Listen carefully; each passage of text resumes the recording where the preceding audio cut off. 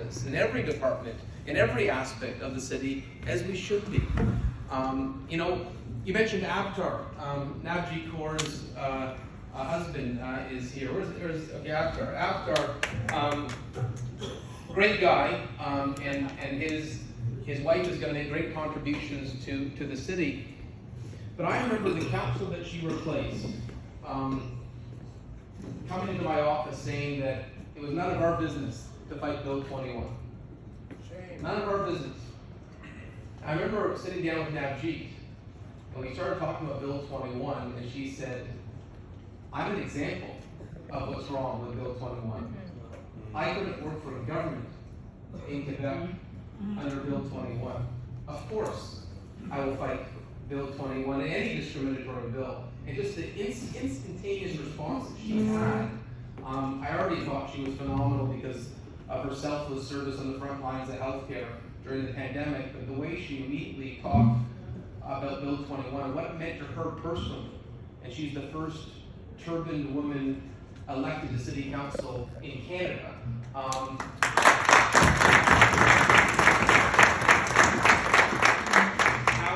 How would have loved that approach a few years ago when we had 4 members of our council that were boycotting our efforts to fight a bill that I thought was intolerant, discriminatory, and racist.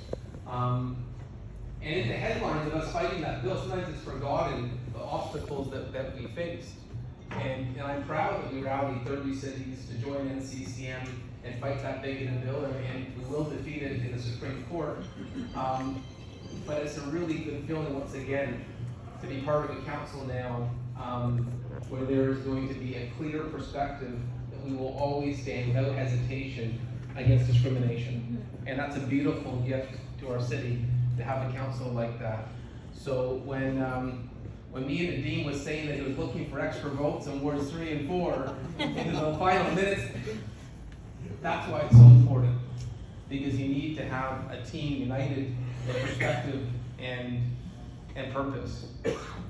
And you mentioned that we had that exit poll, that we were polling in different communities, and you said 95%. I want to correct me, and it was 96%. And the person doing our polling said, the polling number in the Muslim community is 96%. What do you think of that? It's almost unbelievable. And I said, yes, it's unbelievable. 4% must have made a mistake. And he thought I was being sarcastic. I said, no, I really believe that that's the level of support we have because of the bond with the community. I don't know what the future will hold, and I hope that we don't face incidents of hate and intolerance, and hopefully it's a quiet 4 years. But I hope the community knows that whatever challenges we face, that the first city in the country to step up for decency, equality, to stand up against hate, it will always be the city of Brampton. We'll be the first to step up.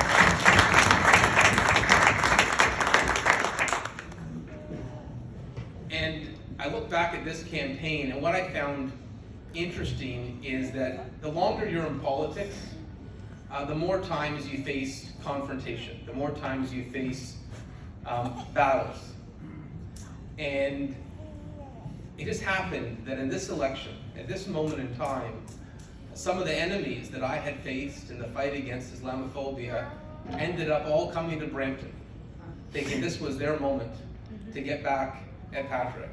I look at Rebel Media that had famously published, Ezra Levant published those cartoons against the Prophet Muhammad and had a history of Islamophobia to the point that the shooter of the Christchurch massacre was a donor to Rebel Media. And I had been an outspoken critic of websites like them that promote hate and intolerance. And there they were, this campaign, camped out in Brampton trying to lead opposition to our campaign. And there was the campaign manager for one of the other opponents, who I had fired as a pollster when he said, Islam is poison. And he had never forgiven me for firing him, and I have no regrets for firing him because I will never stay. Very good, very good, very good. I will never have patience for bigotry like that. You know, the person that led the protest against the noise bylaw exemption at the Naki Masjid made the suggestion for, there he was leading the campaign for another one of the contenders. It just happened that all these forces that we challenged thought that this was their moment.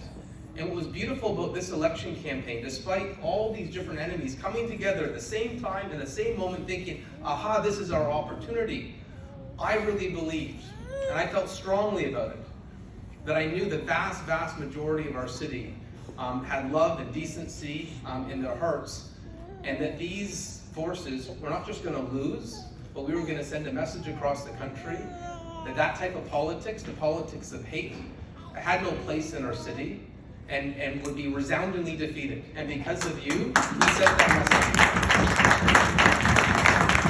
Because of you, we sent that message across the country.